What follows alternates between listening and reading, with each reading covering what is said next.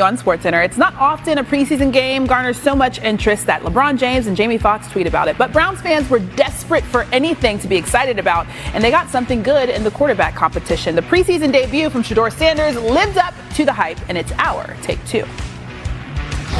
Who won the weekend, in your opinion, this weekend, Shefty? Mel Kiper Jr. Mel Kiper Jr. I know it's only 1 week. It's a little early. We don't want to get too carried away. But who had a better weekend this weekend than Mel Kiper Jr.? I don't know if he was on the Chesapeake Bay or where he was in Baltimore eating crabs, but I do know that the one player that he touted all through the draft shined on Friday night. There's somebody who is a Shedeur Sanders fan who believed that he got screwed over during draft day, or draft night rather, being a 144th pick, 5th round pick. To see him go out there and make some of those requisite throws and show flashes of the kind of potential that he has, I definitely think it was a good sign. He's accurate, he has good arm strength, and it's a little bit like the NCAA tournament, Greeny. Survive in advance. He has earned the right for more reps going into next week. He looked like comfort and total control. He played really fast. He didn't panic. Okay, so those are all the things that you saw. Then his own words, he had that smirk on his face of, I felt like I had the answers to the test. That's what it looked like. If this brother performs, and dare we say he ends up being the starter for the Cleveland Browns, he pulls this off, there's going to be a whole laundry list of teams that have to answer for passing up on him.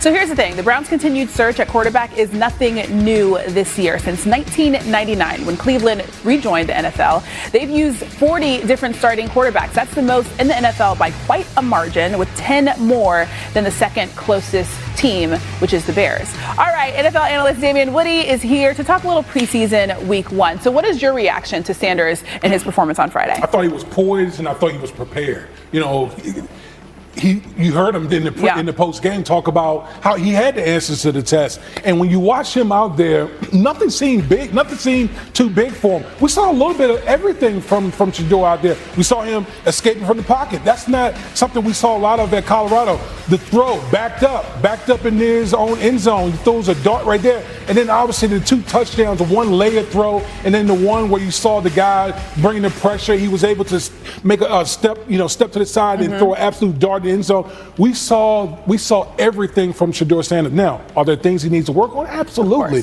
But I think what he did was he planted a seed in head coach Kevin Stefanski's head about, maybe we need to put a little bit more on this young man's plate here. Yeah, he's a rookie, but he performed certainly under pressure. Kevin Stefanski was asked earlier today about his quarterback plan moving forward, and here is what he said.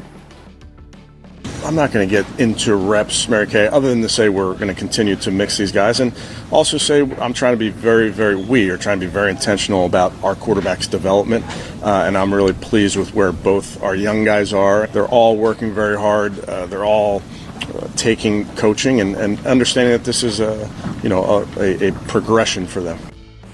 All right, D-Wood, how do you think Stefanski should handle this quarterback situation moving forward? Well, first of all, I'd like to say that those other 2 quarterbacks, Dylan Gabriel and the other quarterback, they all of a sudden they got healthy. Kenny Pickett. They got real healthy, quick, fast, and hurt, and got back out there, because when you have a guy in Shedeur Sanders that played as well as he did, now all of a sudden the competition is taken to another level. And I think he did earn the right to have more reps with the 2s and possibly with the 1s here. And that's all you could ask for Shedeur in this situation, is that take advantage of the opportunity. He was presented with a unique opportunity, a few days ago, of basically playing the whole game. He played the majority of the snaps, and he really acquitted himself very well. And no shade to Joe Flacco, of course, but he is 40 years old, so if there is an opportunity for him, he's definitely taking advantage of it. Okay, what other rookies impressed you this weekend? I thought Jackson Dart, really impressed me out there. We know that this kid is uber athletic. He got a big arm, but he showed a lot of the progression that you need to see at the quarterback position.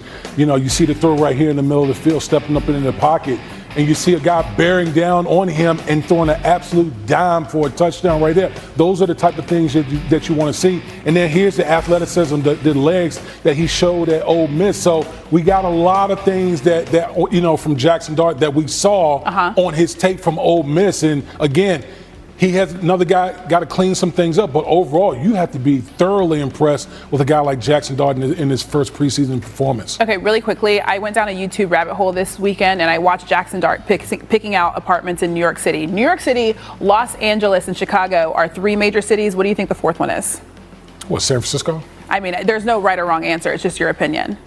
I think San Francisco. I say Miami. You say Miami? San Francisco. California can't have 2 of them. Hey, listen, you see these iPhones and all this tech that we have? Where did it come from? San Francisco. There you go. Okay, we'll let you have that one. Okay. Now, thanks, D. Wood. Yeah. Now let's take a look at our weekend. Quarterback has yet to play or practice during camp with a back injury, but over the weekend, head coach Sean McVay said that he would participate in individual drills today, and instead, he was spotted in street clothes when the team took the field. McVay explaining why. Ultimately, what ended up happening, had a great workout, felt good, but then come in today and it doesn't feel great. And so didn't think that was the right decision to be able to push him. We've kind of always talked about flexibility, being fluid with some of the plans. And I think more than anything, I feel for a guy that, I really care about, that wants to be out there more than anything else. We're going to be smart, but he didn't feel good enough, and we didn't think it was the right thing to do based on, how he woke up feeling today.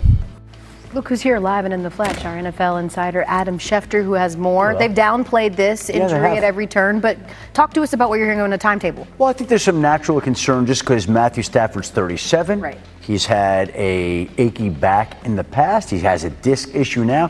But having been in that Rams facility last week, they are not concerned. And I know today didn't go exactly as they planned, but if the Rams had a game tonight, Matthew Stafford, I believe, would have been playing. And so they're just trying to exercise extreme caution with a 37-year-old veteran quarterback who they feel doesn't need the snaps. And they feel like when he needs to be ready, he'll be ready. He'll be out there. He just is not practicing yet. It's August, not September. Exactly. So maybe not a ton of concern for the Rams, but potentially a lot of concern coming out of Philadelphia. This was the biggest story over the weekend, and a developing story at that. Eagles Pro Bowl guard Landon Dickerson suffered a right knee injury during the team's practice last night. He was helped off the field, carted off. Last season, he helped pave the way for Saquon Barkley, who, including the playoffs, rushed for a record-breaking 2,500 yards. Shefty, I've been following your Twitter. What is the latest on Dickerson? He had an MRI that showed a meniscus issue. He went for a second opinion, and they decided to essentially trim his meniscus, which will sideline him, I would say, multiple weeks. They're going to say he's week to week right now. He's going to have a chance to play in the regular season opener 3 weeks from Thursday night against the Dallas Cowboys. But when he left the field Sunday night, and he could barely put weight on his knee, and he had to be helped off by his teammates, and he was carted to the locker room, it looked like they could conceivably be without their 3-time Pro Bowl guard for the foreseeable future. In fact, there probably was an option here where he could repair the entire meniscus and miss the entire season.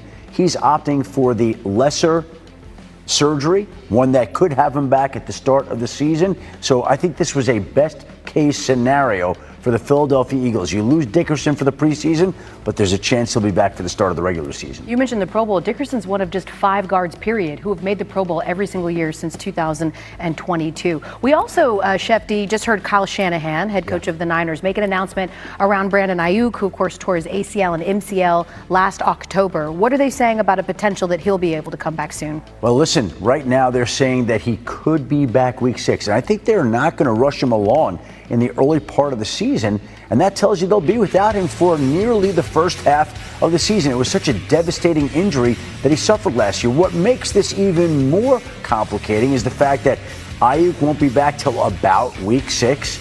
Jawan Jennings is dealing with a calf injury. Jordan Watkins, their rookie draft pick today, suffered a high ankle sprain. He's out multiple weeks right now. Their backfield has injuries, and we've seen so many injuries with this Niners offense the last couple of years, and it feels like they're picking up where they left off right now with a lot of injuries to a lot of skilled position players. Yeah, all those injuries are in large part why they were 6-11, which was one of the worst records that they had since 2018. Adam Schefter standing by. We appreciate you, Shefty. Much more in the NFL, though. We've got our guy, Dan Orlovsky, as promised, standing by to evaluate the preseason statements sent by Shedeur.